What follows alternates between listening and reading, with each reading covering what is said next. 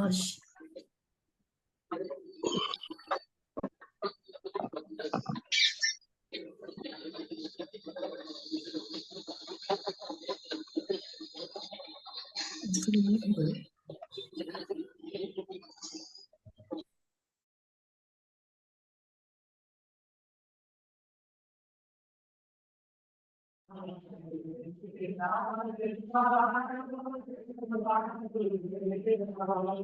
कृष्ण गोविंद हरे मुरारे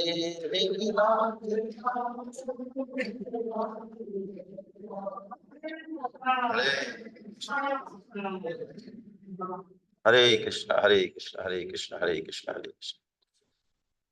आइए हम लोग मंगलाचरण करें।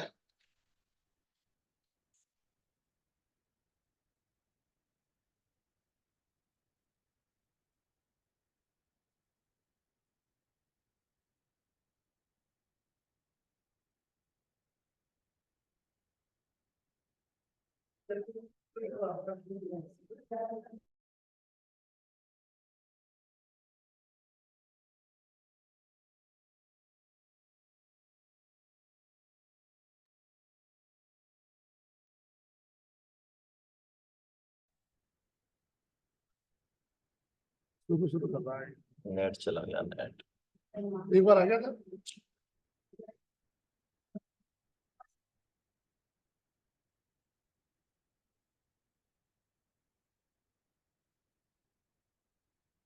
आपका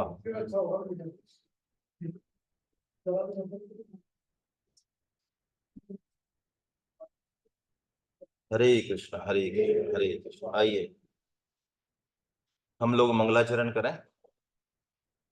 सच्चिदानंद रूपाय विश्वोत्पत्त्यादि हेतवे तापत्रये विनाशाय श्रीकृष्णाय वयं नुमः। हे कृष्ण करुणा सिंधो दीनबंधो जगत्पते गोपेश गोपीकांत राधा कांतो नमोस्तुते। तप्त कांचन गौरांगी राधे वृंदावनेश्वरी सभानुसुते देवी प्रणमामि हरिप्रिये। सदा सेव्या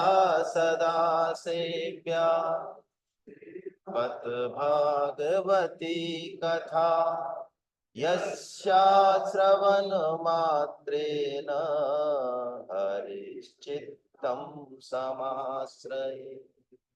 कलेर्दोष निधे राजन् हि अस्ति एको महान् गुणः कीर्तनादेव कृष्णस्य मुक्तसंग परं व्रजे। श्रवणं कीर्तनं विष्णो स्मरणं पादसेवनम् अर्चनं वन्दनं दास्यं सख्यमात्मनिवेदनम्। दयया सर्वभूतेषु सन्तुष्टो येन केन वा सर्वेन्द्रियोपशान्त्या च तुष्यत्याशु जनार्दन। न रोधयति मां योगो न सांख्यं धर्ममेव च न स्वाध्यायस्तपस्त्यागो नैष्ठापूर्तं न दक्षिणा। व्रतानि यज्ञश्छन्दांसि तीर्थानि नियमायमा यथा वरुन्धे सत्संग सर्वसंगापहो हि। अहो भगीयमिस्तनकालकूटम् चिङ्घासयापाययदभ्यसाद्धि लेभे गतिं धात्र्युच्यतां ततोऽन्यम् कम्बा दयालुं शरणं व्रजेम नेमं विरञ्चो लभते प्रसादम् न श्रीर्न सर्वै किमुतापरेते यन्नो सुराणामसि दुर्गपालो विश्वाभिवन्दैरपि वन्दिताङ्घ्रिः निवृत्तसैरुपगीयमाना भवौषधाच्छ्रोत्रमनोभिराम गयोत्तम श्लोक गुणानुवादा ओमान विरज्ये बिना पशुघ्ना वाणी गुणानुकथने श्रवणो कथाया अस्तौ च कर्मसु मनस्तव पादयोर्नः स्मृत्यां शिरस्तव निवाचगत् प्रणामे दृष्टि सतां दर्शनेस्तु भवत्तनु कायेन वाचा मनसेन्द्रियैर्वा बुद्ध्यात्मना वानुसृत स्वभावा करोति यद्यत् सकलं परस्मै नारायणायेति समर्पयेत धन्य घरी सोई जब सत्संगा धन्य जन्म द्विज भगति अभंगा अहि कल काल न साधन दूजा जोग जग जप तप व्रत पूजा कह हनुमंत विपति प्रभु सोई जब तब सुमरन भजन न होई राम ही गाई राम ही संतत सुनी राम गुण ग्राम कहीं सुनहि अनुमोदन करही ते गोपद एव भव निधि प्रभु तरु तर कपिडार पर ते किए आप समा तुलसी कहूँ न राम से साहिब सील निधान राम चरण रति जो चहे अथवा पद निर्वाण भाव सहित सो यह कथा करऊं श्रवण पुटवा बोलो बांके बिहारी लाल की जय। भगवान श्री कृष्ण की अद्भुत कृपा और आप सब वैष्णवों की अद्भुत कृपा कि हम पुनः एक बार सब चर्चा के लिए इकट्ठे हो पाए। भगवान श्री कृष्ण की अद्भुत कृपा ही दिख रही है। सामने नेट नहीं आ रहा है, बिल्कुल सिग्नल ऑफ है और क्लास चल रही है ऑनलाइन। नहीं, अब कोई दिक्कत नहीं चल रहा है, अब देखेंगे। आइए, तो आज हम कथा को आगे बढ़ाते हैं। जैसा कि पहले जहां से अपन ने छोड़ा था, तो देवर्षि नारद की भक्ति से भेंट और भक्ति के कष्ट की वृद्धि। देवर्षि नारद जी चूंकि वेदव्यास जी की भी गुरु हैं, वेदव्यास जी भगवान के साहित्यिक अवतार हैं, भगवान का ही अवतार हैं, भगवान ही हैं। और उनके भी गुरु कौन है? व्यास जी हैं और नारद जी हैं। तो नारद जी की विशेषता तो है ही विशेष। नारद जी की एक विशेषता बड़ी जोरदार है।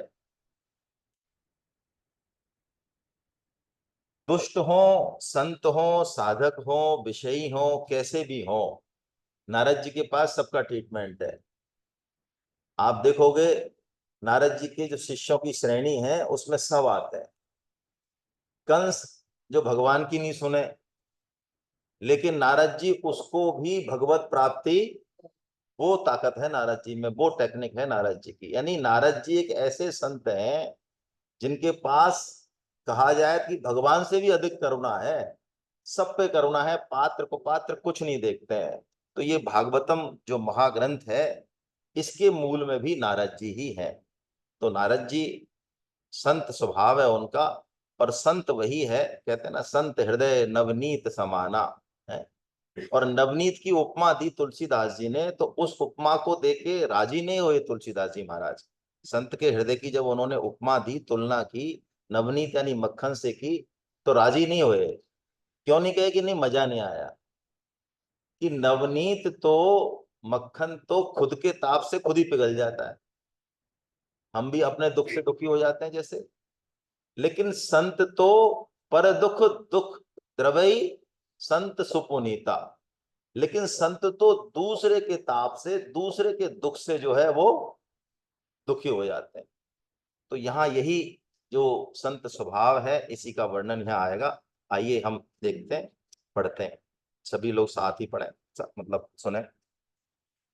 एक बार भगवत कथामृत का रसास्वादन करने में कुशल मुनिवर, कथामृता रसास्वादा कुशल, ये एक ऐसा गुण है श्रोता का कि श्रोता में सिर्फ ये गुण हो कि वो श्रवण का कौशल जो है वो हासिल कर ले, तो उसके कल्याण में उसको कुछ और नहीं करना पड़ेगा। श्रवण भक्ति में इतना दम है।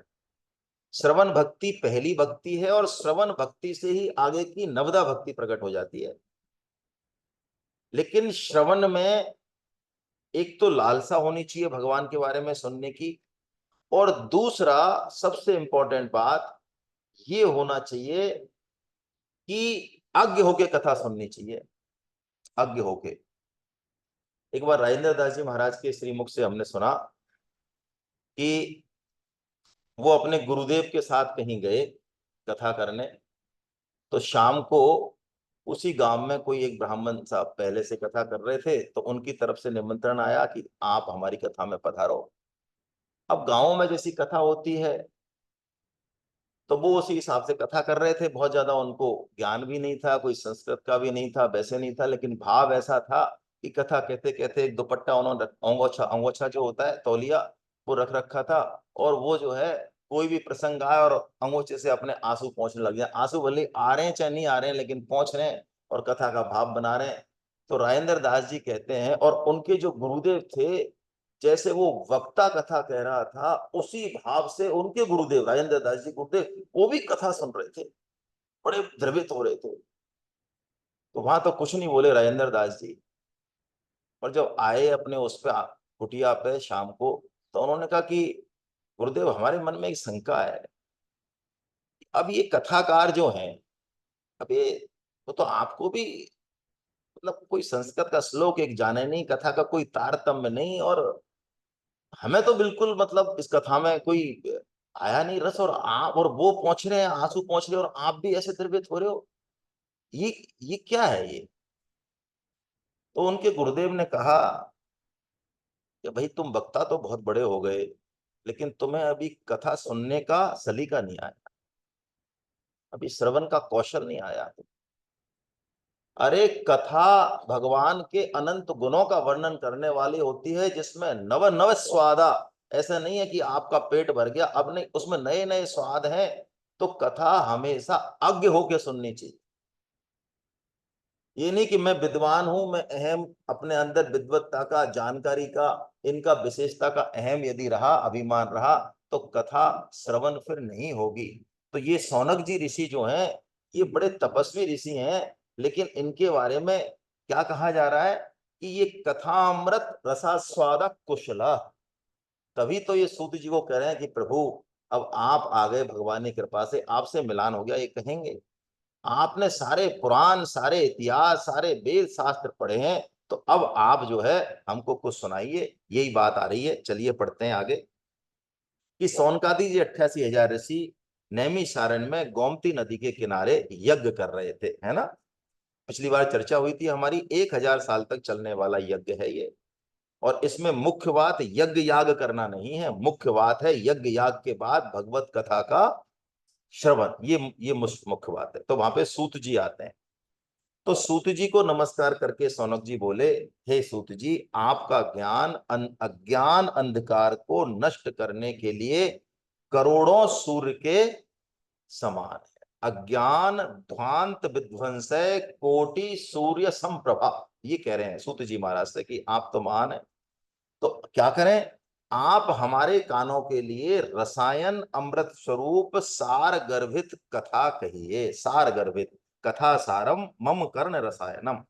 और क्या बताया, क्या पूछा, आप हमें कोई ऐसा शाश्वत साधन बताइए जो सबसे अधिक कल्याणकारी, सबसे पवित्र तथा भगवान श्री कृष्ण की प्राप्ति कराने वाला हो। कृष्ण प्राप्ति करम शाश्वत साधनम तद्वाधुना, ऐसा कहा। शास्त्रों में बहुत सारे, एक तो बहुत सारे शास्त्र हैं, इतने सारे शास्त्र हैं कि उनकी लिस्ट बनाना भी शायद हमारे लिए संभव नहीं हो, पढ़ना तो बहुत दूर की बात है। और उन शास्त्रों में साधन भी इतने बताए हैं, इतने साधन बताए हैं। और हर साधन की जब चर्चा होती है ना, तो देखो ये शास्त्र का नियम है भाई। कई बार लोग कहते हैं कि साहब शिव पुराण में तो भगवान जब पढ़ते हैं तो ऐसा लगता है कि शिव ही शिव की महिमा गाई जा रही है, सबको नीचे कर दिया जाता है। जब विष्णु पुराण पढ़ते हैं तो विष्णु ही विष्णु की महिमा होती है। और देवी पुराण पढ़ते, ये है क्या, हमारा तो बड़ा दिमाग खराब होता है साहब इन सनातन धर्म ग्रंथों को पढ़ने में। ऐसे ही भगवान जो है, जब कर्म योग की चर्चा करेंगे तो कर्म योग की ऐसी बात करेंगे जैसे ऐसा लगेगा जैसे कर्म योग के अलावा तो कुछ है ही नहीं। और जब ज्ञान योग की बात करेंगे तो कह देंगे नहीं ज्ञान न सदृशम पवित्रम नियम विद्यते, ऐसा कह देंगे। और जब भक्ति योग की चर्चा करेंगे तो कह देंगे भक्ति के बिना तो कुछ नहीं है। तो ये है क्या भाई, ये इतने साधन है। तो देखो इसका क्या कारण है, ये इस चीज को भी आज थोड़ा देखते हैं कि सभी शास्त्रों में जब उस शास्त्र की बात की जाती है, शिव पुराण की, तो भगवान शिव को ऊपर रखा जाता है। विष्णु की बात की जाती है तो विष्णु को ऊपर रखा जाता है, बाकी सबको नीचे कर, इस ये क्या चक्कर है, जबकि वास्तव में तत्व तो कोई एक ही होगा। इसके पीछे क्या कारण है। आप कभी शादी ब्याह में गए हो, शादी में गए हो, खुद की में तो गए ही होंगे। तो शादी में आप ये बताओ कि उस शादी में चाहे कितने बड़े अफसर हों, बिजनेसमैन हो, कोई भी हो, उस शादी में सबसे प्रमुखता किसकी रहती है, दूल्हे की रहती है। सबसे वीआईपी ट्रीटमेंट किसको मिलता है, क्योंकि शादी किसकी हो रही है। अब भले आईएएस हो, आरएएस हो, बिजनेसमैन हो, कोई हो भले वहां, लेकिन प्रमुख कौन है वहां पे। तो भाई हमारे यहाँ शास्त्रों में इतने मत मतांतर हैं, तो हमको जो जचे, जो ही जही भाव नीक सो कहे, जो हमको जचा, हमको शिव जी जचे, हमको देवी जची, हमको भगवान विष्णु जचे, जो भी जचे, तो अब वो हमारा कौन हो गया, इष्ट हो गया। तो हमारा इष्ट सबसे नीचे, वो सबसे ऊपर ही क्यों ना हो। इसलिए जिसमें भी हमारा मन लगा, जिसमें हमारा साधन बना, उस साधन को शास्त्रों ने सर्वश्रेष्ठ बताया, वो दूल्हे है वहां का, बाकी सब उससे नीचे हो जाएंगे। विष्णु पुराण में विष्णु जी हैं, शिव पुराण में शिव जी हैं। तो यहाँ पे यही कह रहे हैं सौनकादि जी ऋषि कि महाराज इतने सारे शास्त्र हैं, इतने सारे साधन हैं, तो आप हमको कोई ऐसा साधन बताइए जो सबसे ज्यादा कल्याणकारी हो, सबसे पवित्र हो, हम बड़े आराम से कर सकें। और जो अंतिम और सबसे महत्वपूर्ण बात है, साधन का अंतिम उद्देश्य क्या है, किसी भी साधन का उद्देश्य क्या है, उद्देश्य है कृष्ण प्राप्ति करम शाश्वत साधनम तद्वाधुना। अधुना, अधुना यानी शीघ्र, यानी हमें आप वो साधन बताओ जिससे श्री कृष्ण प्रेम की प्राप्ति हो जाए। यदि लक्ष्य पे निगाह है तो फिर शास्त्रोक्त साधन जो भी हमने चुना है वो हमको लक्ष्य तक पहुंचा देगा। जैसे कि स्वामी जी महाराज आज ही प्रवचन में कह रहे थे सुबह कि प्राय हम लोग अपनी जानकारी का अहम कर लेते हैं कि मेरे को इतना आता है, मेरे अंदर ये विशेषता है। तो स्वामी जी कहते हैं जिसकी लक्ष्य पे निगाह होती है ना, लक्ष्य पे, जैसे मान लो हरिद्वार पहुंचना है, तो ये नहीं रहता कि मैं इतना चल के आ गया, ये तो है पता, लेकिन निगाह कहाँ रहती है? हरिद्वार कितनी दूर है, हरिद्वार कितनी दूर है, उस पे निगाह रहती है। जैसे लोभी आदमी की, उससे बात करो महाराज आपके पास, अरे छोड़ यार तू, 5 प्लॉट हैं और सोने ये छोड़, ये देख ये नहीं है मेरे पास, ये जो इन लोगों के पास है। लोभी आदमी की निगाह जैसे लक्ष्य पे रहती है, धन पे रहती है, ऐसे ही साधक की निगाह कहाँ रहे? अपने लक्ष्य पर रहे, श्री कृष्ण प्रेम प्राप्ति की तरफ रहे, तो काम हो जाएगा। अब आगे कह रहे हैं शौनकादि जी ऋषि कि स्वर्ग का अमृत पीने से पुण्यों का क्षय होता है, परंतु पापों का क्षय नहीं होता, और कथा अमृत से तो पापों का नाश भी हो जाता है, और साथ में पाप वासना का नाश भी। असली बात यह है, कथा से, श्रवण से हमारा चित्त निर्मल होता है। चित्त में जो पापों करने की वासना है वो हमको परेशान करती है। सत्संग में हमारा ऐसा भाव हो जाता है कि आगे गड़बड़ नहीं करेंगे, लेकिन वो वासना नष्ट नहीं होने के कारण फिर हम विषय भोगों में लग जाते हैं। आगे और कह रहे हैं श्रवण की महिमा। सूत जी, चिंतामणि मन चाही अभिलाषा पूर्ण करती है, और कल्प वृक्ष स्वर्गीय संपत्ति दे सकता है, परंतु गुरु प्रसन्न हो जाए तो योगियों के लिए भी दुर्लभ वैकुंठ धाम की प्राप्ति करा देता है। अब देखिए सूत जी उनकी कथा की लालसा को सुन के बड़े प्रसन्न हो जाते हैं। जैसे जो भगवान का भक्त है, जो वास्तव में संत है, साधु है, उससे यदि हम पूछें महाराज हमारा बिजनेस कैसे चलेगा, हमारे बच्चे कुशल से कैसे रहेंगे, तो बता देंगे करुणा के कारण, लेकिन प्रसन्न नहीं होंगे वो, कभी प्रसन्न नहीं होंगे। संत के पास यदि हमने भगवत चर्चा चला दी, भगवान का नाम ले लिया, या भगवान से संबंधित कोई प्रश्न पूछ लिया, तो आह्लादित हो जाएंगे वो, एकदम से आह्लादित। अपन लोग एक बार गोरखपुर गए थे, 250-300 लोग, आपको ध्यान है? वहां पे हमने जो स्वामी जी के साथ 44 साल रहे हैं, प्रहलाद ब्रह्मचारी जी, याद आ गया? प्रहलाद ब्रह्मचारी जी को रीढ़ का जो है कुछ है, क्या पता क्या है, कैंसर है क्या है, काफी सालों से, और वो बिस्तर पर लेटे रहते हैं, बिस्तर पर लेटे रहते हैं, वो उठना भी एक तरह से उनको भारी है।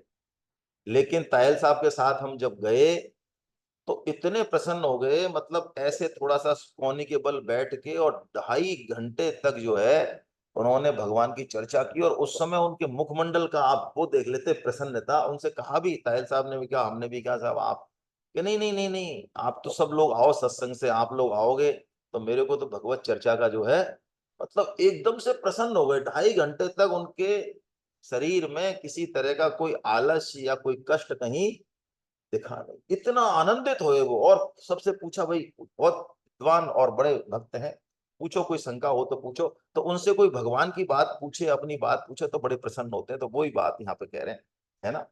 अब सूत जी कह रहे हैं, सौनक जी तुम्हारे हृदय में भगवान का प्रेम है, इसलिए मैं तुम्हें संपूर्ण शास्त्रों का, सिद्धांतों का निचोड़ सुनाता हूं, जिससे जन्म मृत्यु के भय का नाश हो जाता है। सर्व सिद्धांत निष्पन्नम संसार भय नाशनम भक्त्योग वर्धनम यच्च कृष्ण संतोष हेतुकम। देखिए अब यहां पे भी यही बात आई है, हम साधन करें, जो भी कुछ करें, उसका जो मुख्य लक्ष्य है वो है भगवान श्री कृष्ण की प्रसन्नता। भगवान श्री कृष्ण की प्रसन्नता के हेतु से हम जगत का भी काम करें, और भी कोई भी काम करें जिसको हम नीचा समझते हैं, वो बड़े से बड़े साधन समाधि से भी ऊपर है। यही बात कह रहे हैं कि ये साधन जो मैं आपको बताने वाला हूं, ये भगवान श्री कृष्ण को प्रिय लगने वाला है। कहां से सुना मैंने? अपने गुरुदेव से सुना, सुखदेव जी से, है ना? सुखदेव जी के बारे में हमने कल चर्चा कर ली।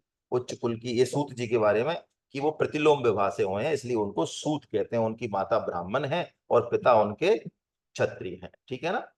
अब वो इस कथा को सुनाने से पहले इस कथा के बारे में, इसकी महत्ता के बारे में जो है बता रहे हैं। आपको पीछे आवाज आ रही है ना? कट्टा साहब आ रही है? आ रही है। वो कह रहे हैं कि जब सुखदेव जी महाराज इस कथा को सुना रहे थे, तब देवता अमृत कलश लेकर आए, और उन्होंने कहा कि आप परीक्षित को, इसको मृत्यु तो होगी इसकी, 7 दिन में तक्षक डसेगा इसको, तो हमारे पास अमृत है, हम इसको अमृत पिला देते हैं, ये मरेंगे नहीं। तक परीक्षित जी आप हमको क्या सुना दें? हमको कथा सुना दें। तो सुखदेव जी महाराज ने हंसे सुखदेव जी महाराज हैं, और सुखदेव जी महाराज ने कहा है, क्वै कथा कै सुधा लोके, क्वै कांच क्वै मनिर महान। अरे कहाँ हमारी कथा रूपी अमृत, और कहाँ तुम्हारा देवताओं का अमृत, जो एक युग के लिए ही अमर करता है, हमेशा के लिए तो अमर करेगा नहीं, वो जन्म मृत्यु के नाश से करेगा नहीं। तुमने तो ऐसी बात कर दी, कहाँ तो पारस मणि और कहाँ जो है कांच। देखो आप, देवताओं के संपूर्ण भोगों और सुखों को उन्होंने कांच की संज्ञा दे दी, और उन्होंने देवताओं को भक्ति शून्य यानी कथा का अनधिकारी जानकर ये देवताओं का प्रस्ताव ठुकरा दिया और कथा का दान नहीं किया। बड़े बड़े साधनों से भी जिन फलों की प्राप्ति नहीं होती है, वो सब सप्ताह श्रवण से सहज हो जाते हैं। ये बात हमने कर ली। सप्ताह श्रवण एक विशेष जो है युक्ति है, भगवान की विशेष कृपा है। ब्रह्मा जी ने भी इस बात को निकाला कि भक्ति जो है वो सभी साधनों में सर्वश्रेष्ठ है, और सप्ताह श्रवण ये तो निश्चय ही भक्ति को प्रदान करने वाला है। ये सनकादि जी ने सुनाया था सबसे पहले। तो आइए अब हम कथा को शुरू करते हैं। कैसे ये कथा शुरू होती है भागवतम की। तो नारद जी, जो कि टिकते तो है ही नहीं, कहीं घूमते रहते हैं। नारद जी भगवान का मन है, मन है ना। आगे भागवतम में आएगा नारद जी क्या है भगवान का। तो जैसे हमारा मन चलायमान है, तो नारद जी भी लोक संग्रह के लिए, उनका मन और किसी वजह से नहीं, लोक संग्रह के लिए चलायमान है।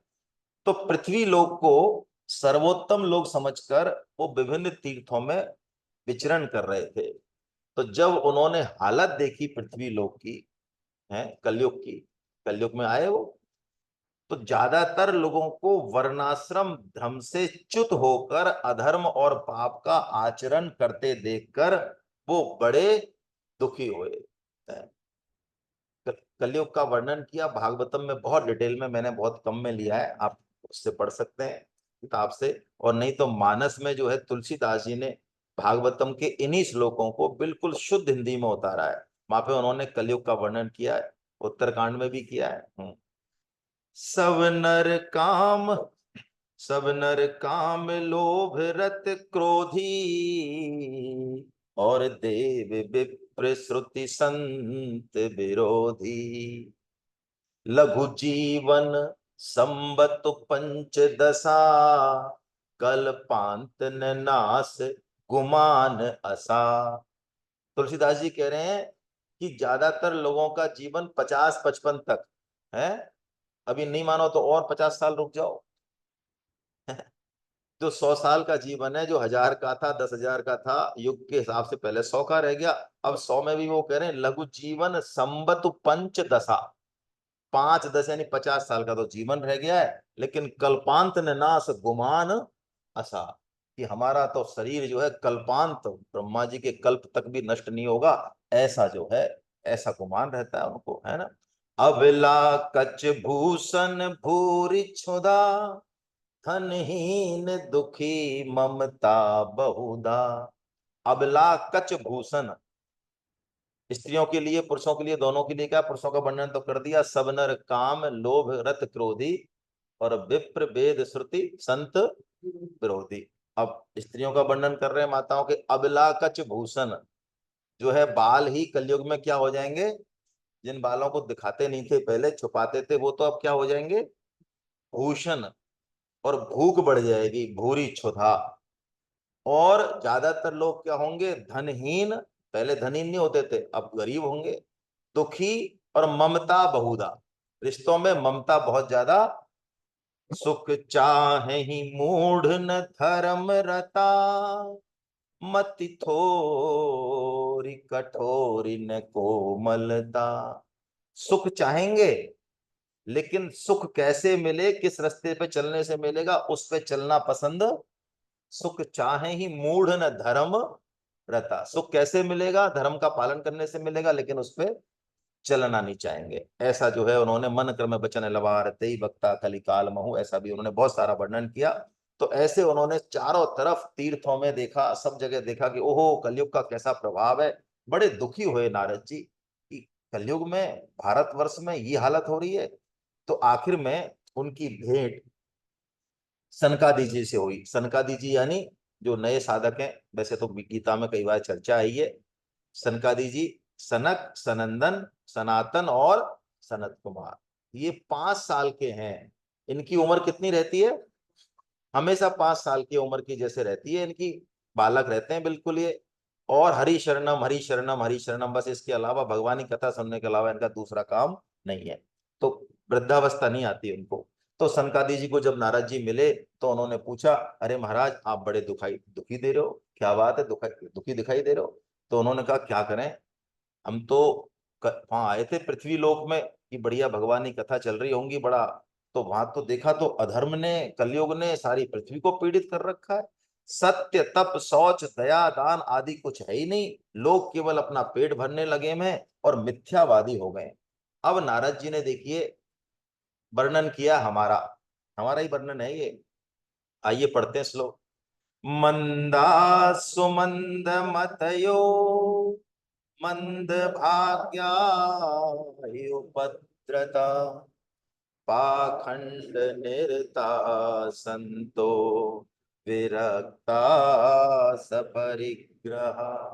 मंदा, मंदा यानी हमारा जो भाग्य है वो बहुत अच्छा नहीं है, पुराने कर्मों का प्रारब्ध कर्म हम भोगते रहते हैं, इसलिए भाग्य हमारा ऐसा नहीं कि हमेशा बढ़िया चले। तो मंदा और सुमंद मतियों, इसमें सुमंद मतियों में है कि उनकी मति भी मंद है। क्यों? कि जो काम करना चाहिए, जिधर चलना चाहिए उधर तो हम प्राय नहीं चलते हैं, और जिधर नहीं चलना चाहिए उधर हम चलते हैं। गीता का 2.69 का श्लोक वही, जो दिन है उसको रात समझते हैं, रात है उसको दिन समझते हैं। तो मंदा सुमंद मतियो मंद भाग्या ही उपद्रता। और उपद्रता का मतलब है कि इनके जीवन में कोई न कोई कष्ट बने रहते हैं, जीवन यापन के मार्ग में विघ्न आते रहते हैं, इसलिए ये शांति से रह नहीं पाते। और पाखंड निरता, इनके जीवन में पाखंड झूठ दंभ ये खूब भर गया है, हमारे जीवन में है ही, दंभ है ही। और विरक्ता सपरिग्रह, विरक्ता यानी ये कहते तो हैं, दिखाते तो हैं कि हम विरक्त हैं, लेकिन सपरिग्रह, भोग और संग्रह में ये लगे हुए हैं। ऐसे कलयुग के जीव हो गए। कलयुग के जीवों का वर्णन किया कि अत्यंत मूढ़ हैं, अत्यंत मंद हैं, भगवान का नाम जप स्मरण करने में तो अत्यंत मूढ़ और मंद हैं, और भोग संग्रह में ये। तो कलयुग के इन लक्षणों को सुनकर ऐसा लगता है नारद जी हमारी वर्तमान हालत का वर्णन कर रहे हैं। अब नारद जी आगे सुनाने कि मैं दुखी क्यों हूं। तो उन्होंने कहा कि मुनिवरों, मैं घूमते घूमते यमुना के तट पर पहुंचा तो मैंने बड़ा एक आश्चर्य देखा। क्या देखा? कि वहां पर एक तरुणी, तरुणी युवती जो भक्ति महारानी है, उसके 2 पुत्र हैं। कौन से? ज्ञान और, तो वो तो तरुणी है, और वो जो पुत्र हैं वो दोनों वो बूढ़े हैं और वो बेहोश पड़े, अचेत पड़े। तो उनको वो चेत करा रही है, तो पंखा झल रही है और गंगा आदि अनेक स्त्रियां उस भक्ति महारानी की सेवा कर रही हैं। तो मुझे देखकर वो तरुणी खड़ी हो गई और व्याकुलता से बोली, अजी महात्मा जी, क्षण भर ठहर जाइए और मेरी चिंता को दूर कीजिए। आपका दर्शन तो संसार के सभी पापों को नष्ट करने। देखिए, संत दरस जिमि पातक टरें। संत के दर्शन मात्र से, यदि हमारे घर में कोई पारमी विराजित है या कोई संत महात्मा साधु यदि आते हैं और अन्न ग्रहण कर लेते हैं, घर में विराज जाते हैं, तो वर्षों तक साधन करने से जो शुद्धि, जो पवित्रता नहीं आएगी, वो उन संतों के दर्शन से मात्र से और घर में रहने मात्र से आ जाएगी। ये एक बहुत बड़ी बात है। संत के दर्शन से वो मिल जाता है। अरे विधि का लिलाट भी जो है चेंज हो जाता है, संत भगवान की तरफ लगा देते हैं ये इन प्रकारेण। तो भक्ति बड़ी प्रसन्न हो रही है कि मेरा नाम भक्ति है और ये ज्ञान वैराग्य मेरे पुत्र हैं। अब क्या कह रही है भक्ति?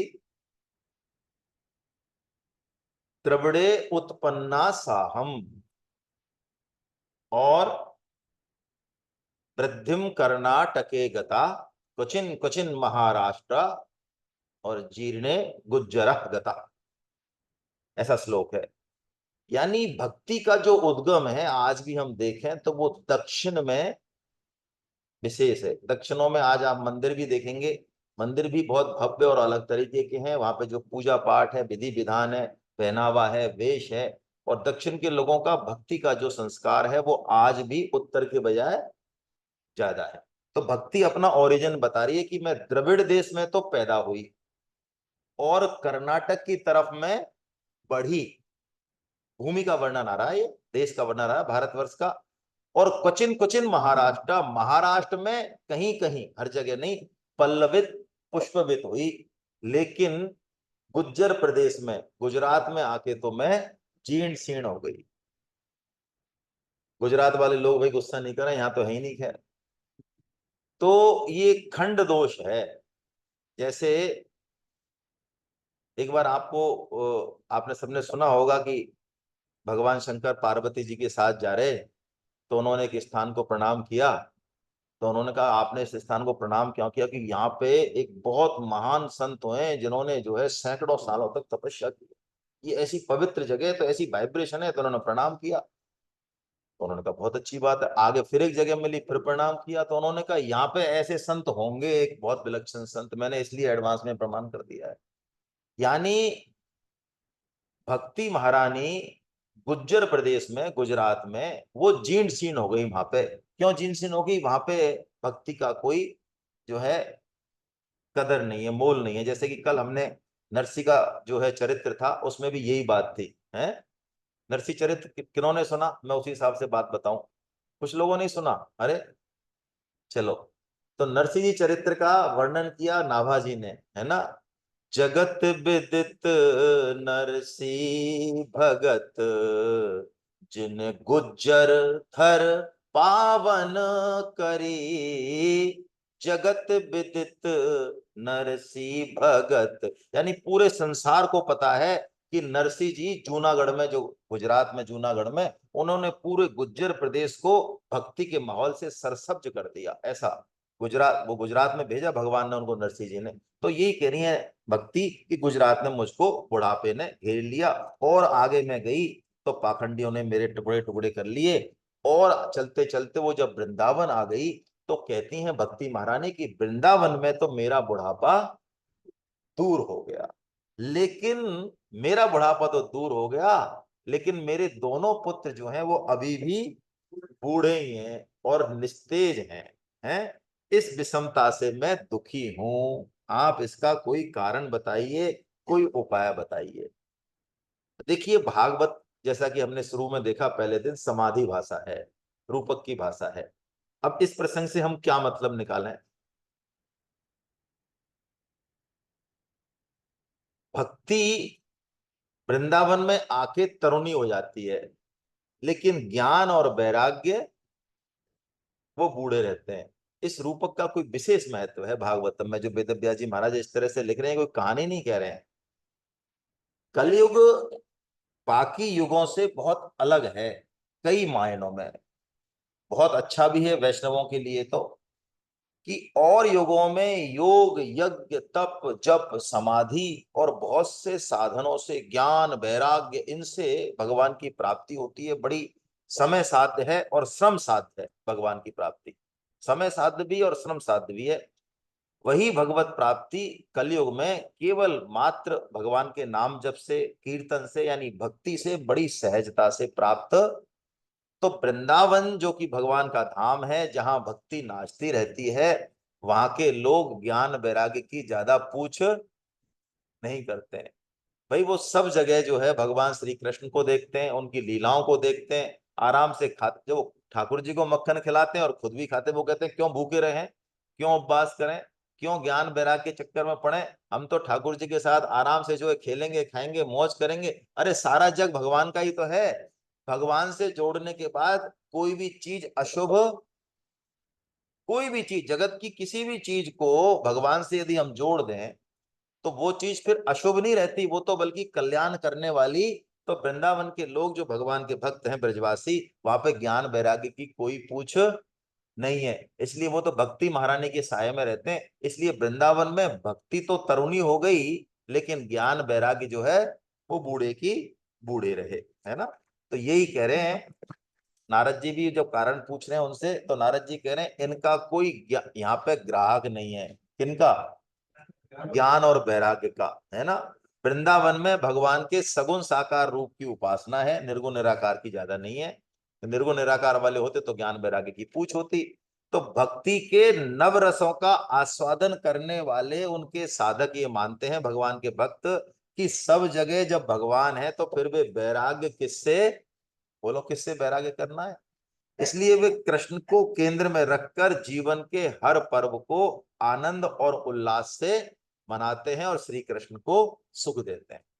तो भक्ति महारानी ने पूछा कि महाराज, जब कलयुग ने ये इतना आतंक मचा रखा है, पाखंड फैला रखा है, तो परीक्षित महाराज ने इस कलयुग को रहने ही क्यों दिया। तो नारद जी ने कहा कि देखो, जब भगवान, जैसे ही श्री कृष्ण ने स्वधाम गमन किया, भागवतम में आएगा आगे, जैसे ही भगवान ने अपना शरीर जो है लीला संवरण किया, शरीर छोड़ा है, कहते कलयुग उसी दिन से शुरू हो गया है।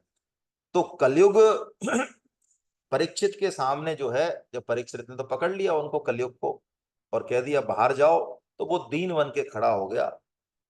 और कलयुग को भगवान परीक्षित ने मारा नहीं। क्यों नहीं मारा, जो हमने पहले भी चर्चा कर ली पिछली क्लास में, कि कलयुग में एक विशेष छूट है साधकों को, कि जो फल तप जप साधन समाधि से मिलता है, वो कलयुग में श्रवण कीर्तन और नाम जप से ही आराम से मिल जाता है, बिना किसी विधि निषेध के, बिना किसी बहुत ज्यादा संयम के।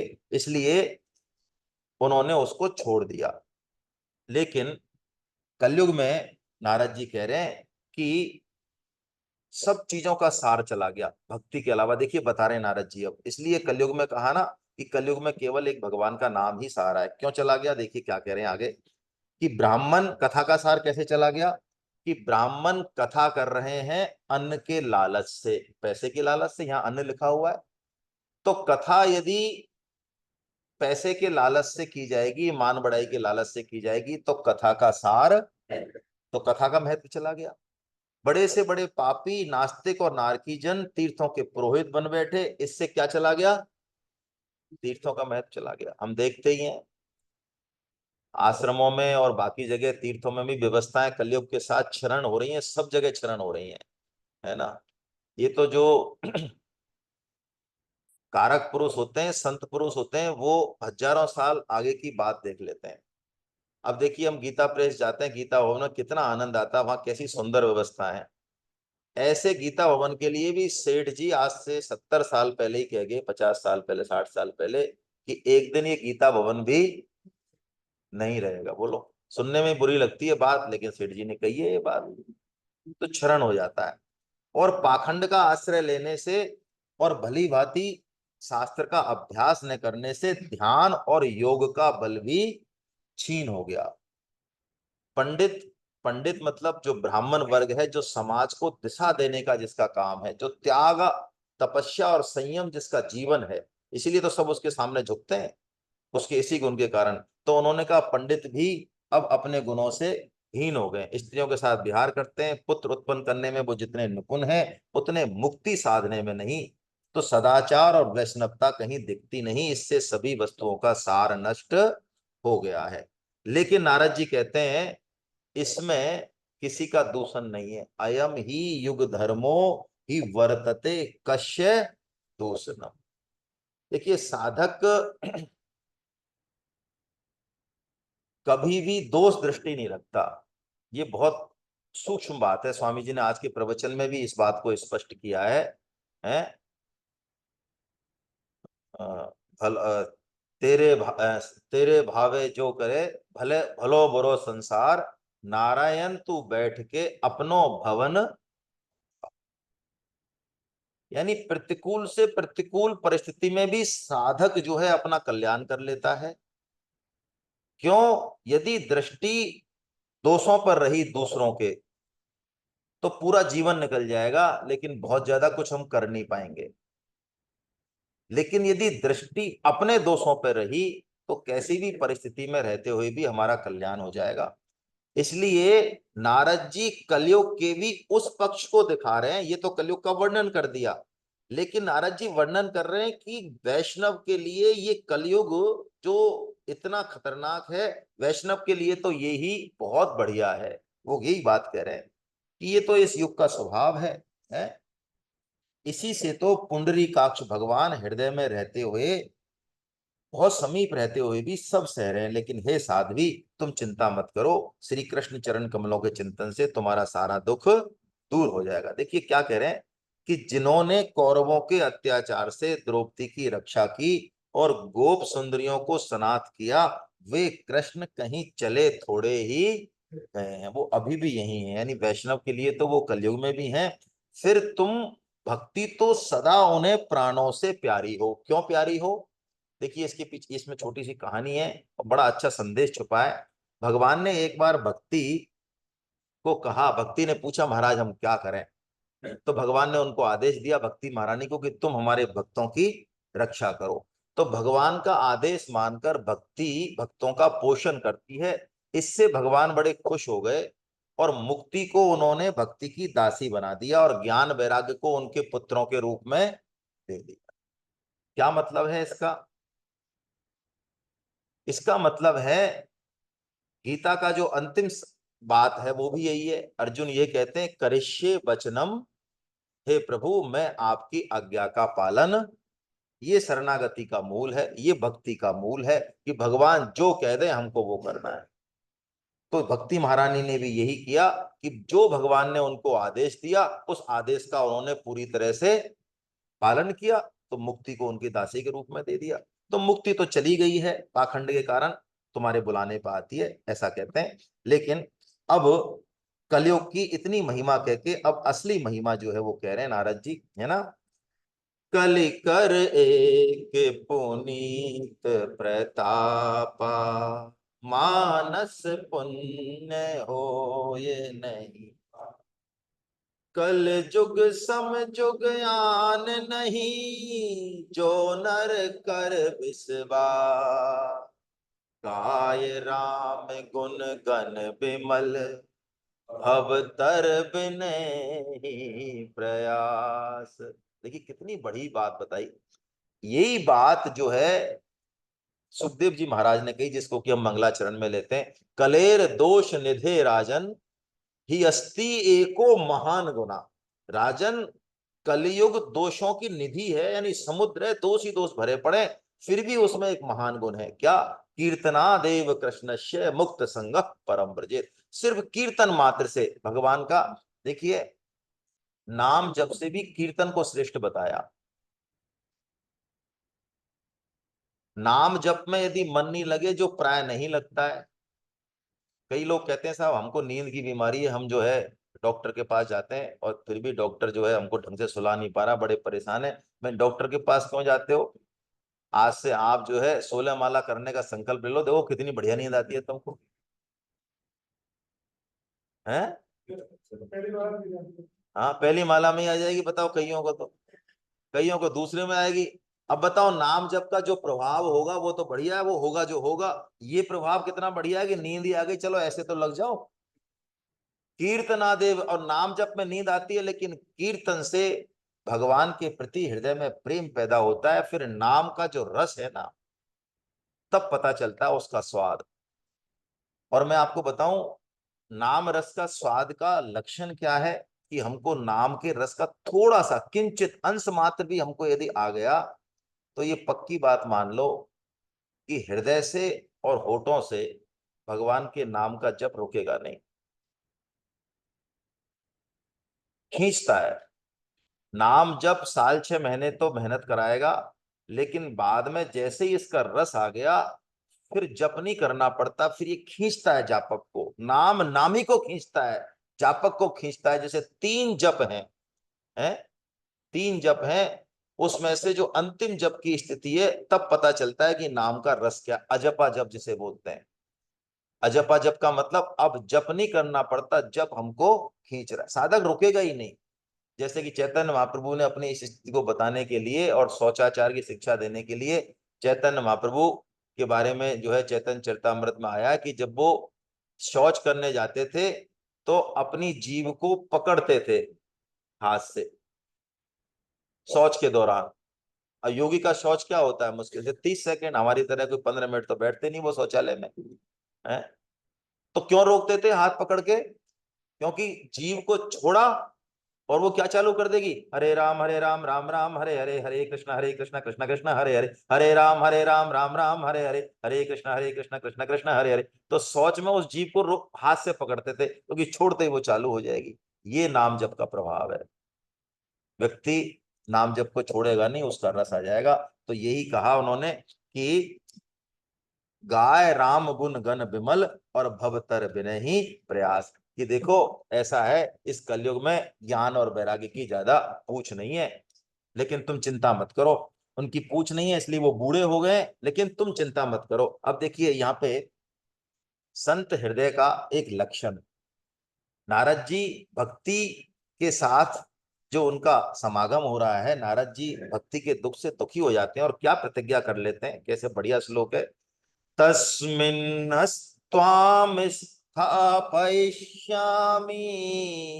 गेहे गेहे जने जने, तदा नाहं हरिर्दासो लोके त्वां न प्रवर्तये। हे सुमुखी, कलयुग में यदि मैं तुम्हें घर घर में प्रत्येक पुरुष के हृदय में स्थापित नहीं कर दूं, यानी तुम्हारा प्रचार नहीं कर दूं यदि इस जगत में, तो मैं श्री हरि का दास नहीं। देखो नारद जी का जो बल है भक्ति को सबके हृदय में प्रतिस्थापित करने के पीछे, वो बल किसका है। हमारा डायलॉग क्या होता है कि यदि मैं ऐसा नहीं कर दूं तो फिर मेरा ये नाम ये नाम नहीं, तो तेरा नाम है ही कहाँ ये। हम कहते हैं हमारा ये नाम, ये तेरा नाम है कहाँ, ये कब से मिला है तेरे को ये नाम, 10 20 50 70 साल की तो कहानी होगी, और है क्या है, तेरा नाम कहाँ है ये।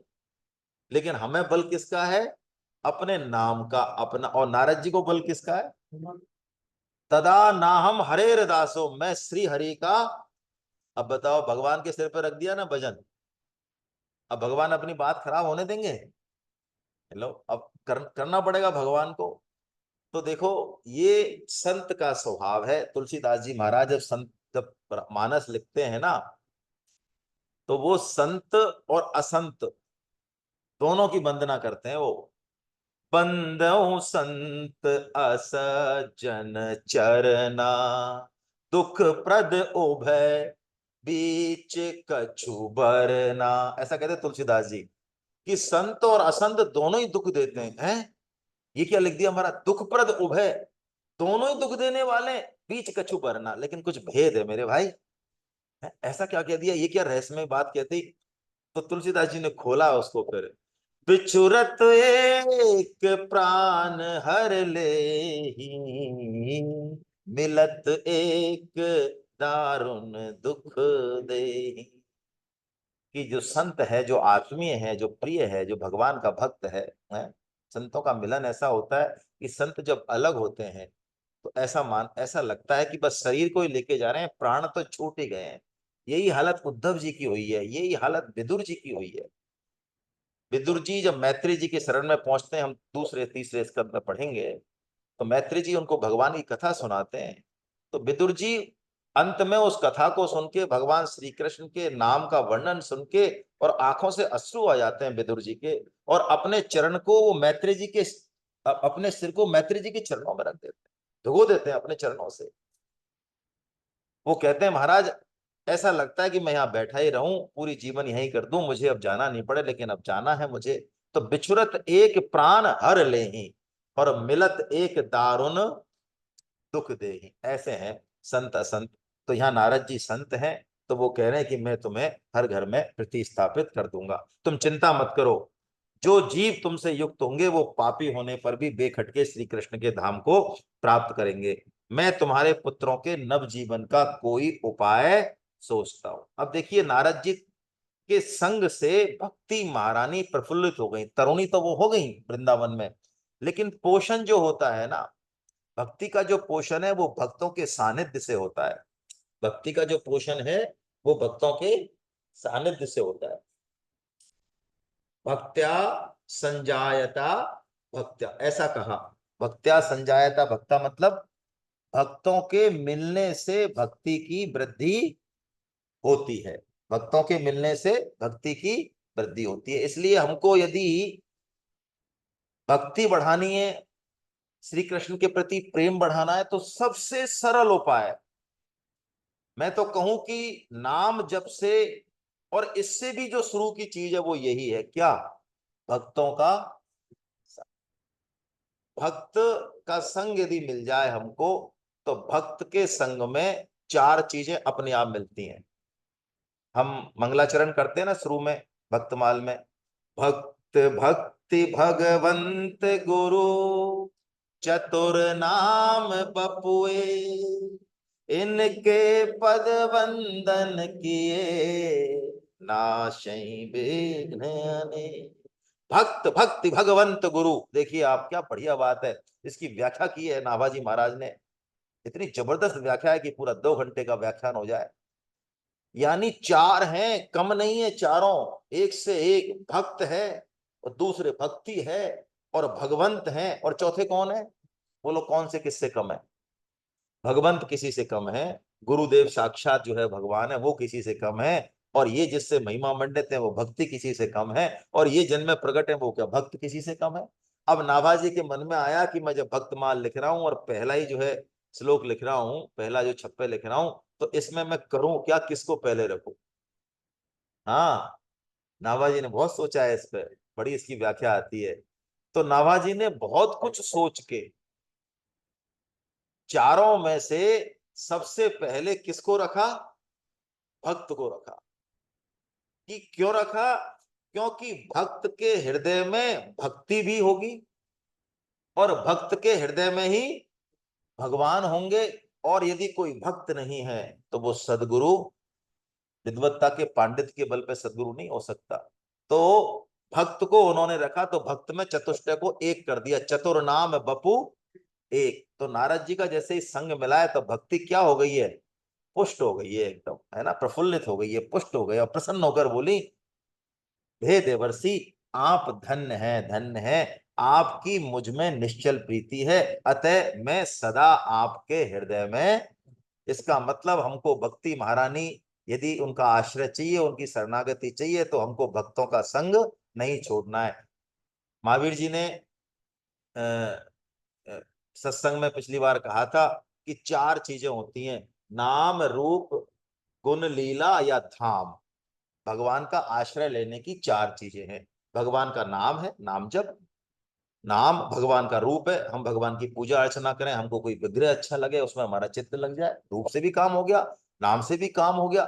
गुण या लीला, गुण लीला एक ही बात है, भगवान के गुणों का वर्णन, उनकी लीलाओं का वर्णन। और चौथा है धाम। धाम मतलब वृंदावन धाम। तो संतों ने ऐसा बताया है, वृंदावन की महिमा है कि यदि वृंदावन धाम में कोई चला जाए कृष्ण प्रेम की इच्छा से, सुख भोगाराम, तो वृंदावन धाम में उसको ये चारों चीजें अपने आप मिल जाएंगी। वहां नाम भी मिल जाएगा, वहां रूप भी मिल जाएगा, वहां भक्ति भी मिल जाएंगे, वहां लीला भी, यानी धाम से ही चारों की प्राप्ति हो जाएगी। तो ऐसा जो है भक्ति नारद जी का बड़ा वो कर रही है कि साधु नाम दर्शनम लोके सर्व सिद्धि करम परम। वही बात आ रही है कि संसार में साधुओं का दर्शन समस्त सिद्धियों का परम कारण है। मैं आपको नमस्कार करती हूं, आपके क्षण भर के समागम ने मेरा समस्त दुख दूर।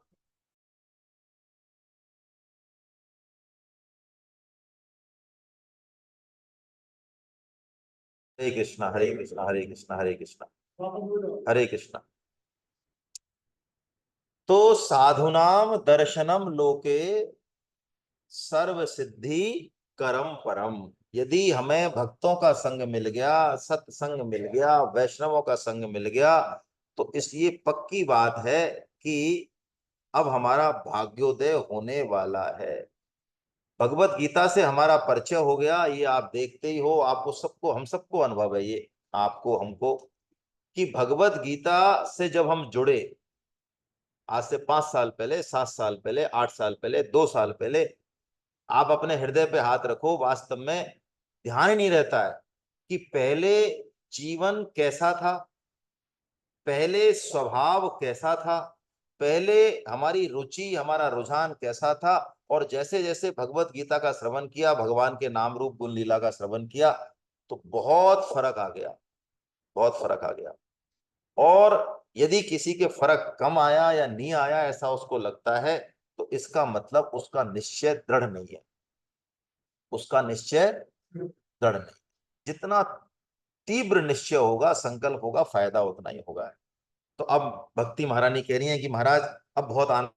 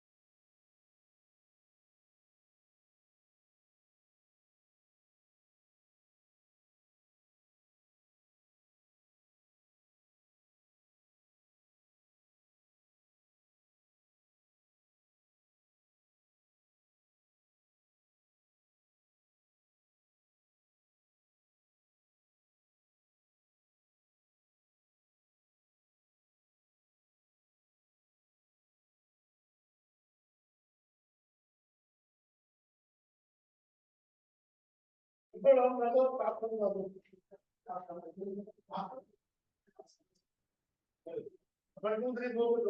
पासवर्ड चाहिएगा मुझे।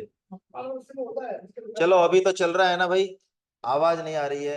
अब तो आ रही होगी, अब तो आ रही होगी, पहले नहीं आ रही थी। चलिए भाई, आज नेट जा रहा है। नहीं, इसका पासवर्ड पता है? जुड़ जाए, ऐसे नहीं जुड़ेगा। चलिए कोई बात नहीं, अब जैसी भी है समस्याएं हैं, कोई बात नहीं। तो उन्होंने कहा कि मेरे पुत्रों को तो अभी चेतना नहीं आई है। तो नारद जी ने कहा चलो इसका भी प्रयास करते। तो देखो अब बड़ी जोरदार बात आ रही है, बहुत शानदार। उन्होंने वेद ध्वनि की, ज्ञान और वैराग्य को जगाने के लिए वेदों की ध्वनि की, यानी वेद सुना दिए और गीता पाठ भी सुना दिया। अब मेरा चल रहा है, छोड़ो रहने दो, कोई नहीं, रहने दो। गीता पाठ भी सुना दिया। तो गीता पाठ सुनाने के बाद, क्योंकि गीता वेदों का सार है, तो वो थोड़ा बहुत जोर लगा लगू के उठे। कौन? ज्ञान और थोड़े उनमने से हुए, नींद सी खुली, लेकिन फिर जो है थोड़ी देर बाद धम्म से नीचे गिर पड़े। बताओ आप ये क्या लिख रहे हैं? देखो व्यास जी महाराज क्या बताना चाह रहे हैं कि वेद ध्वनि सुनाई और गीता पाठ सुनाई तो थोड़ा सा कुनमुना के उठे तो सही वो ज्ञान और वैराग्य, लेकिन फिर धम्म से गिर पड़े। तभी नारद जी बड़े परेशान हो गए। तो अभी एक आकाशवाणी हुई। आकाशवाणी में उन्होंने कहा नारद जी से कि हे नारद जी, तुम खेद मत करो, चिंता मत करो, तुम इनको जगाने के लिए एक सत्कर्म करो, और वो सत्कर्म तुमको संत महानुभाव बताएंगे।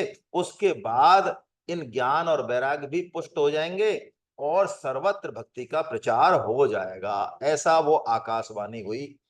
अब नारद जी ने वो आकाशवाणी तो सुनी, लेकिन उनको ये नहीं समझ में आया कि भाई आखिर में वो सत्कर्म है क्या है। इसमें बीच में आया, ये हमने ले लिया है कली के समान, कलो केशव कीर्तनाथ, ये सारा ले लिया, कोई खास बात नहीं, आगे चलते हैं। तो अब नारद जी ने कहा कि भैया उसको कौन बताएगा। तो नारद जी संतों की खोज में, साधुओं की खोज में और तीर्थ तीर्थ घूम रहे हैं, और सबसे ज्ञान भक्ति वैराग्य को जगाने के लिए, ज्ञान वैराग्य को जगाने के लिए सत्कर्म क्या करें, ये उपाय उनसे पूछ रहे हैं।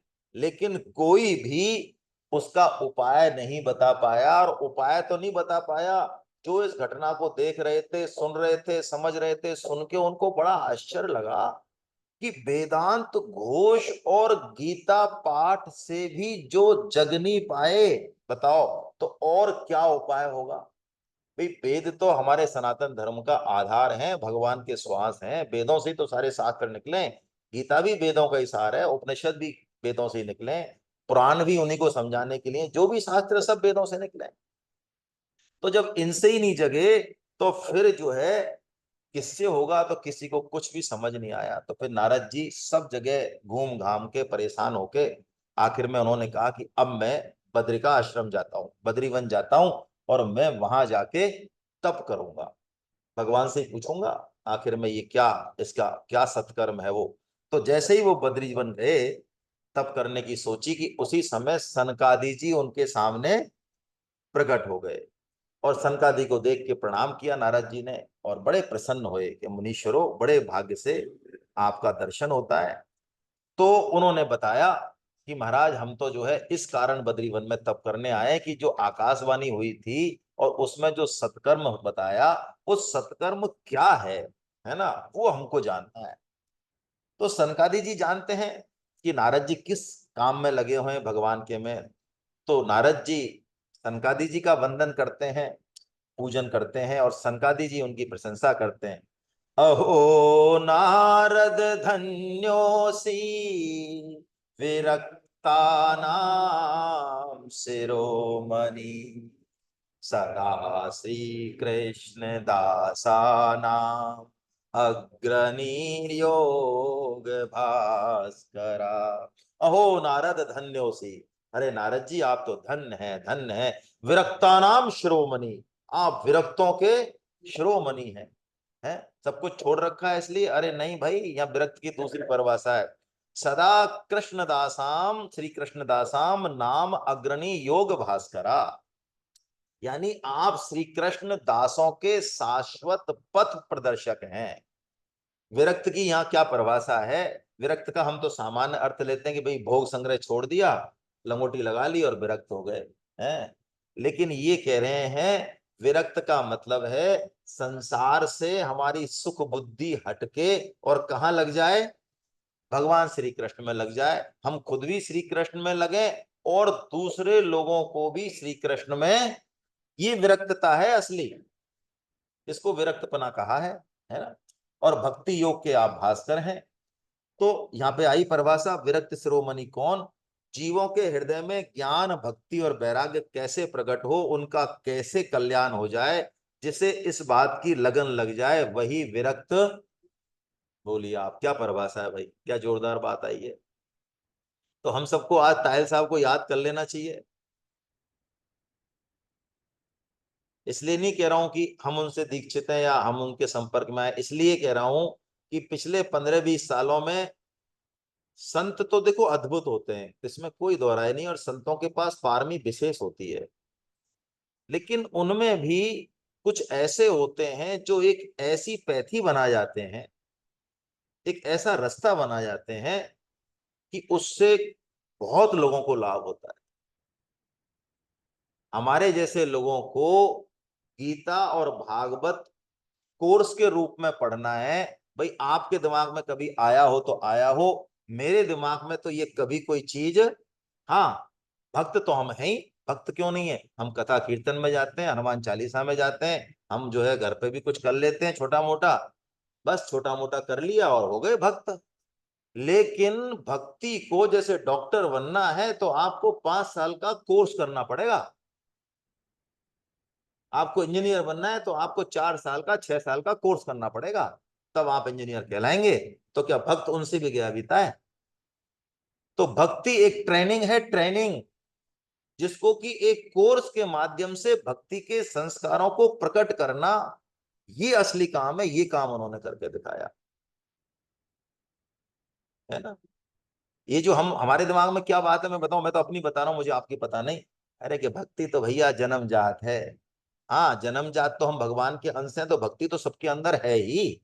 लेकिन उसको प्रकट करने के लिए, जैसे आपको डॉक्टरी की रुचि है, किसी चित्रकला की रुचि है, या कोई एरोप्लेन बनाने की रुचि है, तो रुचि तो है ही, लेकिन उसको प्रकट करने के लिए एक विशेष ट्रेनिंग की जरूरत है। ये बात तायल साहब ने स्टेब्लिश की, यही बात प्रभुपाद जी ने स्टेब्लिश की कि भक्ति जो कि बीज रूप में सबके अंदर है, उसको यदि पल्लवित पुष्पित करना है तो एक विशेष तरह की ट्रेनिंग की। ये बहुत बड़ी बात है, छोटी बात नहीं है जो मैं निवेदन कर रहा हूं। बिना उसके भक्ति के ना तो हम मर्म को समझ पाएंगे, ना उसके स्वरूप को समझ पाएंगे, और बजाय इसके भक्ति के नाम पे हम कपट भक्ति करेंगे, क्योंकि शास्त्रों का, संतों का जो सार है वो हमने जाना ही नहीं। तो ये काम हो रहा है यहाँ पे। तो वही विरक्त शिरोमणि है। तो संत व्यक्तिगत कारण से तो दुखी होते नहीं, दूसरों के दुख से। तो सनकादि जी द्रवित होके बोले, अरे चिंता क्यों करते हो नारद जी आप, ये भक्ति ज्ञान और वैराग्य को, ज्ञान वैराग्य को पुष्ट करने का उपाय तो पहले से ही है। क्या कहते हैं? देखिए अब बता रहे हैं सनकादि जी जो नारद जी पूछना चाह रहे हैं। द्रव्य यज्ञास्तपो यज्ञा योग यज्ञास्तथा परे स्वाध्याय ज्ञान यज्ञाश्च ते तु कर्म विसूचका सत्कर्म सूचको नूनम ज्ञान यज्ञ स्मृतो बुधै श्रीमद्भागवतालाप सतु गीत शुकादि। उन्होंने कह दिया कि भैया जितने भी द्रव्य यज्ञ हैं, तपो यज्ञ हैं, योग यज्ञ हैं, याद आ रहा है ये श्लोक? याद आ रहा है ना? गीता में आया है ना ऐसा? आपको भागवतम में और गीता के कई श्लोकों में बड़ी समानता मिलेगी, कई तो डिट्टो भी हैं, कई 90% समान है ना? द्रव्य यज्ञ तपो यज्ञ योग यज्ञ तथा परे स्वाध्याय ज्ञान यज्ञाश्च यतये संसित व्रता, चौथे अध्याय में आया ना? यहाँ पे थोड़ा आगे बदल दिया बस लास्ट चरण में, तेतु कर्म विसूचका। तो इन्होंने कहा कि ये जितने भी मैंने बताए हैं ये तो कर्म कांड के हैं, कर्म की संकेत करते हैं, यानी इनकी पहुंच तो स्वर्ग तक है। जिनको स्वर्ग चाहिए, ऊंचे लोग चाहिए, भोग चाहिए, लेकिन ज्ञान यज्ञ जो है, क्योंकि ज्ञान अज्ञान को ध्वंस करके और भगवान श्री कृष्ण के प्रति प्रेम पैदा कर देता है, तो वो कहते हैं कि श्रीमद् भागवता आलाप, यानी श्रीमद् भागवत का जो पारायण है वही सत्कर्म है, वही मुक्तिदायक कर्म है, जिसका गान शुकादि महानुभावों ने किया है। क्या कह रहे हैं? श्रीमद् भागवत की कथा के शब्द कानों में पड़ते ही ज्ञान वैराग्य का कष्ट मिट जाएगा और भक्ति को आनंद मिलेगा। तो आकाशवाणी ने जिस सत्कर्म का संकेत किया है वो सत्कर्म श्रीमद् भागवत का सप्ताह विधि से पारायण ही है। जैसे सिंह की गर्जना सुनकर भेड़िए भाग जाते हैं, उसी तरह भागवत की ध्वनि से कलयुग के समस्त दोष नष्ट हो जाएंगे। अब नारद जी ने एक बड़ा इंपॉर्टेंट प्रश्न पूछा है यहाँ। वो कहते हैं महाराज मैंने तो इनको वेदांत घोष भी सुना दिया और इनको मैंने गीता पाठ भी सुना दिया, फिर भी ये जगे नहीं। तो भागवत में भी तो वेदों का ही तो सारांश है, तो वही वेदों का सार तो मैंने गीता सुना दिया और ये वेदांत घोष सुना दिया, तब फिर ये भागवतम से क्या हो जाएगा ऐसा जो आप इतना गारंटी से कह रहे हैं? ये बड़ा मूल प्रश्न है और इसका उत्तर दे रहे हैं सनकादि जी, बड़ा प्यारा उत्तर है। वेदोपनिषदाम सारा जाता भागवती कथा अत्युत्तमा ततो भाति पृथक भूता फला कृति। कि बिल्कुल सही कह रहे हो आप, वेद और उपनिषदों का ही सार इसमें है, लेकिन ये सार किस तरह से है? वो कह रहे हैं कि वेद उपनिषद इन सब का कल्प वृक्ष का पका हुआ फल है श्रीमद् भागवतम। तो चूंकि फल जो है वो बना वृक्ष से ही है, उसके रस से ही है, लेकिन जो मिठास फल में होती है वो उस वृक्ष के किसी और अंग में नहीं होती।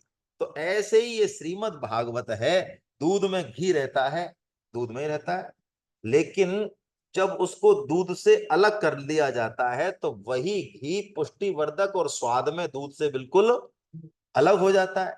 ऐसे ही ये कह रहे हैं खांड रस रूप में ईख के और छोर में और बीच में सर्वत्र व्याप्त रहती है, लेकिन अलग होने पर उसकी मिठास कुछ अलग ही होती है। इसलिए भागवत बिल्कुल फल रूप है, इसलिए इसका मामला बिल्कुल अलग है, ऐसा कह रहे हैं। इदम भागवतम नाम पुराणम ब्रह्म संहितम भक्ति ज्ञान विरागानाम स्थापनाय प्रकाशितम। श्रीमद् भागवत वेद सम्मत है, वेदों के समान है। व्यास देव जी ने इसे भक्ति ज्ञान और वैराग्य की स्थापना के लिए प्रकाशित किया है। ब्रह्म सम्मितम, ब्रह्म शब्द का अर्थ है वेद, इसलिए श्रीमद् भागवत महापुराण कहा इसको, पुराण ग्रंथ।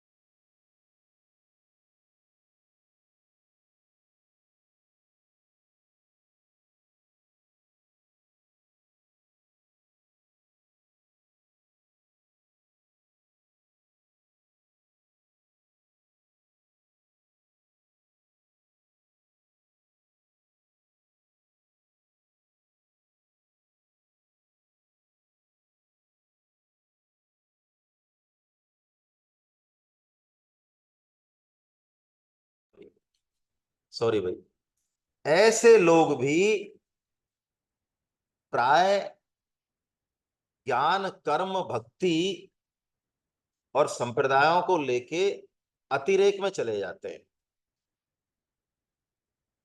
यानी इन तीनों को समग्रता से न देखकर प्राय किसी एक की अतिरेकता में चले जाते हैं। ज्ञान मार्गी कहेंगे कि ज्ञान सर्वश्रेष्ठ है, कर्म मार्गी कहेंगे कि कर्म सर्वश्रेष्ठ है, और भक्ति मार्गी कहेंगे कि भक्ति सर्वश्रेष्ठ है। जबकि समग्र दृष्टिकोण जिसका होगा वो इस तरह से नहीं कहेगा, उसकी समग्रता में ही रुचि रहती है, और कोई भी एक अंग दूसरे दो अंगों के बिना पुष्ट नहीं होगा। देखिए, भक्ति सर्वश्रेष्ठ है, इसमें तो कोई दोहराए नहीं है। भागवतम में तो इसका बहुत जबरदस्त तरीके से वर्णन आया है, गीता में भी कहा है, और परम श्रद्धेय स्वामी जी महाराज का हम आश्रय लेते हैं तो स्वामी जी महाराज ने भी भक्ति को ही सर्वश्रेष्ठ बताया है। लेकिन भक्ति के पुत्र कौन है? तो यदि ज्ञान और वैराग्य पुष्ट नहीं है तो क्या भक्ति महारानी पुष्ट हो जाएंगी? दुखी है ना। भक्ति महारानी दुखी हैं क्योंकि उनके दोनों पुत्र जो है वो बूढ़े हैं, जर्जर हैं, दुखी हैं। इसके मायने क्या है? इसके मायने ये है कि यदि भक्ति महारानी को भी प्राप्त करना है, पुष्ट करना है, तो हमको ज्ञान और वैराग्य को भी।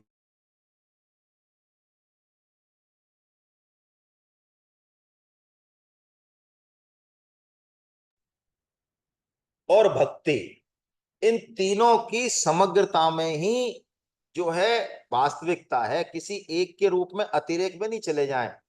तो क्या तीनों को ही अपनाए महाराज? हाँ, अपनाने तो तीनों पड़ेंगे, प्रधानता एक की रहेगी। भगवान ने गीता में भी जो तीनों योग बताए, ज्ञान योग, कर्म योग और भक्ति योग, तो स्वामी जी ने बहुत बताया, अपन चर्चा करते हैं गीता में, मैं उसी चीज को रिपीट कर रहा हूं कि जैसे भगवान 7वें अध्याय में 4 तरह के भक्तों का वर्णन करते हैं, अर्थार्थी, आर्त, जिज्ञासु और ज्ञानी। अब बताओ, वर्णन किसका हो रहा है? भक्तों का। और सर्वश्रेष्ठ जो भक्त है उसका नाम क्या धर रहे हैं भगवान? ये लो, ये क्या चक्कर है भाई? जिनको भक्ति में अतिरेक है और ज्ञान से परहेज है, यानी समग्र दृष्टिकोण नहीं है, वो तो कह देंगे लो हमारे जो सेनापति हैं भक्तों के, उसका नाम तो ज्ञान रख दिया आपने। ये क्या मतलब है? और जब भगवान 18वें अध्याय में सांख्य योग का प्रकरण चल रहा है, जिसमें अपने समग्र रूप को बता रहे हैं, भक्त्या माम अभिजानास्ति यावांश्च अस्मि तत्वतः। भगवान कह रहे हैं ज्ञान में सांख्यों का जब वर्णन कर रहे हैं बड़े जबरदस्त तरीके से, तो वहां कह रहे हैं कि भक्त ही मुझे समग्र रूप से जान सकता है। ज्ञान योग का वर्णन कर रहे हैं, और वहां पे क्या कह रहे हैं? भक्त्या माम अभिजानाति, अभिजानाति, भक्त ही मुझे समग्र रूप से जान सकता है। तो ज्ञान के साधनों में भक्ति की चर्चा और भक्ति के साधनों में ज्ञान की चर्चा करके भगवान हमारे दृष्टिकोण को पुष्ट करते हैं। हमको साधन एक चुनना है अपने रुचि, स्वभाव और संस्कार के हिसाब से, लेकिन हमको दृष्टिकोण समग्र रखना है। नजर कमजोर हो बेशक, लेकिन नजरिया हाँ चुस्त होना चाहिए। तो मार्ग कोई सा भी चुने, कर्म मार्ग चुने, ज्ञान मार्ग चुने, भक्ति मार्ग चुने, लेकिन बिना दो के काम चलेगा नहीं। इसलिए दूसरे को यदि कमतर समझ रहे हैं, इसका मतलब हमने अभी अपने संप्रदाय को, अपने गुरु को और अपने शास्त्र को भी ठीक से समझा। भाई, आपके शास्त्र को, हमारी बात हो गई, हमारे शास्त्र को जब हम पढ़ते हैं, एक शास्त्र का हमने आश्रय लिया और उस शास्त्र को सर्वश्रेष्ठ कर दिया। तो सर्वश्रेष्ठ इसलिए किया कि उस शास्त्र में जो इष्ट हैं वो दूल्हा है, दूल्हा, उनके सामने सब फीके हैं।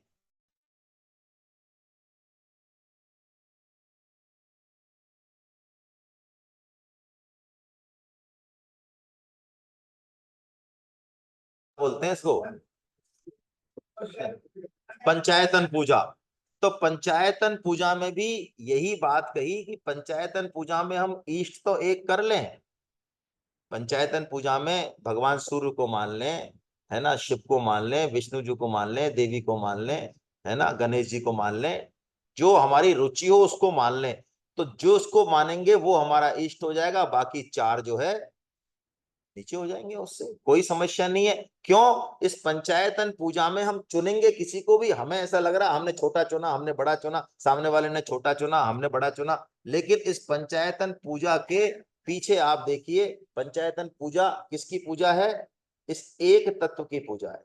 पांचों में तत्व एक ही भास रहा है, उसी के ये पांच रूप हैं। इसलिए समग्र दृष्टिकोण वाला व्यक्ति जो है कभी भी इस तरह की बात नहीं रखता। यहाँ पर यही बात आई है। चलिए बस एक श्लोक और ले लेते हैं हम जल्दी से, आज नेट थोड़ा परेशान कर रहा है। अब भागवत कथा की महिमा बता रहे हैं कि भागवत कथा मिलना कितना दुर्लभ है, उसके बारे में बता रहे हैं ये, है ना। बस एक श्लोक ले रहे हैं। भाग्योदयेन बहुजन्म समर्जितेन सतसंगमं च लभते पुरुषो यदा वे अज्ञान हेतु कृत मोह मदांधकार नाशम विधाय तदोदयते विवेका। कितनी प्यारी बात इस श्लोक में बताई है। एक बहुत मूल प्रश्न गीता जब हम पढ़ रहे थे, जब हमारे दिमाग में भी आया, तो मैंने तायल साहब से पूछा, अचानक मुझे याद आ गया इसको देख के, कि जिनकी भगवान की तरफ रुचि नहीं है, जिनकी बुद्धि भोग संग्रह में लगी हुई है, हमारी, मैं तो अपनी बात कह रहा था उस समय, तो असुर संपत्ति वाले भगवान में लगेंगे कैसे? क्यों? आसुरी संपत्तियों में छह लक्षणों में एक तो अज्ञान भी है। अज्ञान है ना, दंभो दर्पो अभिमानश्च क्रोध पारुष्यम एवच अज्ञानम। अज्ञानम, अविवेक, जिसमें विवेक ही नहीं है, जिसको अज्ञान है, वो भगवान में लगेगा क्यों? तो देखो क्यों लगेगा। साहिल साहब ने मुझे बताया कि जब उसके पुण्य उदय होते हैं एक कारण, या भगवान की विशेष कृपा होती है, तब उसको सत्संग मिलता है। जबरदस्ती मिलता है, क्षणिक मिलता है, कैसे भी मिलता है। तो उस सत्संग से जो विवेक, जो कि सबके अंदर है लेकिन दबा हुआ है, वो विवेक उसका क्या हो जाता है? जागृत हो जाता है। बस यही बात करें, भाग्योदयेन बहुजन्म समर्जितेन, भाग्यों का उदय होता है, बहुत जन्मों के पुण्यों का वो होता है। तब सत्संगमम च लभते पुरुषो यदावे, सत्संग प्राप्त होता है, उससे क्या होता है? अज्ञान हेतुकृत मोह मदांधकार, जो अज्ञान रूपी अंधकार है उसका नाश हो जाता है, और विवेक का, तुलसीदास जी ने इसी बात को बड़े सरल शब्दों में कह दिया, बिनु सत्संग विवेक न होई, राम कृपा बिन सुलभ न सोई। और क्या आगे की चौपाई देवी दयाल जी? राम भजन राम भजन सब हमेशा। अच्छा, तो इस बात को, जैसे ही सत्संग मिलता है, विवेक उदय होता है, तब हमको सत्संग की महिमा पता चलती है। विभीषण जी को तो पता चली गई, हनुमान जी मिले ही थे उनसे, भगवान की कृपा अनुभव करी उन्होंने, है कि बिना भगवान की कृपा के मेरे को आपके दर्शन नहीं होते। तो अब जो है नारद जी के पूछने पर सनकादि जी बताएंगे कि आप हरिद्वार चले जाओ, वहां पे आनंद घाट है, गंगा का किनारा है, भांति भांति के वृक्ष और लताओं का बड़ा सघन वन है, बड़ी कोमल नवीन वालु बिछी हुई है, अनेकों ऋषि देवता सिद्ध उस सुरम स्थान का सेवन करते हैं। वहां एक आप इस ज्ञान यज्ञ का आरंभ कर दीजिए, और भक्ति वहां पहुंची जाएगी। तब नारद जी वहां आ जाते हैं, और क्या करते हैं वो हम अगली बार देखेंगे, है ना। भागवत कथा श्रवण करने से पहले क्या सावधानी रखनी चाहिए, वो चीज हम जो है अगली बार देखेंगे। आइए, हरे कृष्ण हरे कृष्ण। आज आप लोगों को बड़ा कष्ट हुआ भाई, ऑनलाइन वालों को तो बहुत बार क्लास चली गई, टेक्निकल समस्या आ जाती है, नेट है लेकिन पता नहीं आज क्यों नहीं काम किया। चेक करेंगे इसको, जिससे आपको अगली बार कोई समस्या नहीं आए, क्षमा चाहते हैं। गोविंद जय जय गोपाल जय जय,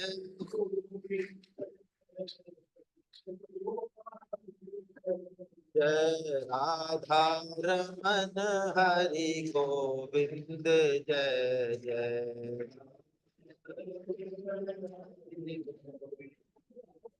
जय गोविंद जय जय गोपाल जय जय जय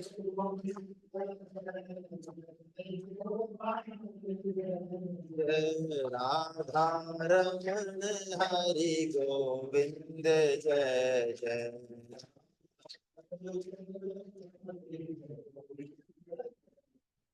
राधा रमन हरि गोविंद जय जय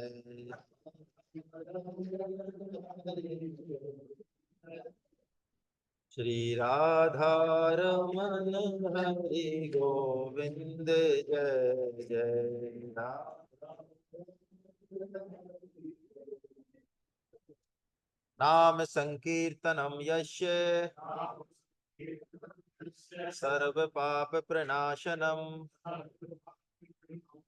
प्रणामो दुःख समनस्तम नमामि हरिं परम। बोलो वृंदावन बिहारी लाल की, बोलो बांके बिहारी लाल की, तो राधा गोविंद देव सरकार की, अर्जुन के सखा भगवान श्री कृष्ण की, मीरा के गिरधर नागर की, सूर के घनश्याम की, भानुसुता राधा रानी की, मर्यादा पुरुषोत्तम भगवान श्री राम की, जानकी माता की, गौ माता की, धरती माता की, साधक संजीवनी की, श्रीमद् भागवत महापुराण की, सब संतों की, सब भक्तों की, अनंत कोटि वैष्णव वृंद की, आज के आनंद की। हरि बोल हरि बोल। हरे कृष्णा हरे सूचना दे दी। कृष्णा। बट नहीं, मेरा मन चाह रहा है बताऊं कि गीता परिषद न्याय की तरफ से हाँ 100 कुर्सियां अरे नहीं कोई चला। और सर प्रसाद थोड़ा सा बनवाया, हलवा चना, तो बस अरे 5 हो गए। वो सबके लिए बनता है ना, आज मैंने थोड़ा ज्यादा बनाया। चलिए साहब, आज तो जो है हमारे संतोष गोयल साहब, इनकी मैरिज एनिवर्सरी है। भगवान जो है, हाँ, तो वैसे तो मैं ऐसे नहीं कह रहा हूँ, भगवान की इन दोनों पे ही विशेष कृपा है। जो नहीं जानते संतोष जी को, सब लोग जानते ही होंगे। हमारा जो सत्संग चल रहा है इतने सालों से, उस सत्संग में एक दिन पहले क्या सब्जी आएगी, क्या बनेगी, हलवाई कौन होंगे, फिर सत्संग के दिन टेंट का सामान आएगा, फिर सत्संग से पहले हलवाइयों के पास बैठना। आपने कभी इनको मासिक सत्संग में नहीं देखा होगा। मासिक सत्संग में 400 लोग सत्संग सुन सकें, इसके लिए ये मासिक सत्संग में नहीं रहते हैं। ये रात को 11 बजे जाते हैं, सारे बर्तन वर्तन धो धोवा के। और ऐसा अब से नहीं हो रहा है, ऐसा कई सालों से हो रहा है। जैसा इनका भाव है, ऐसी ही इनकी धर्म पत्नी का भाव है। इनके लिए जो है सेवा क्या होती है, ये संतोष जी और इनकी धर्म पत्नी से सीखें हम। तो हम सब जो है इनके कल्याण की कामना करते हैं, है ना संतोष जी की। चलिए, ढेरों बधाई। अगली बार प्रसाद के लिए कोई कह रहे थे, आप कह रहे थे क्या?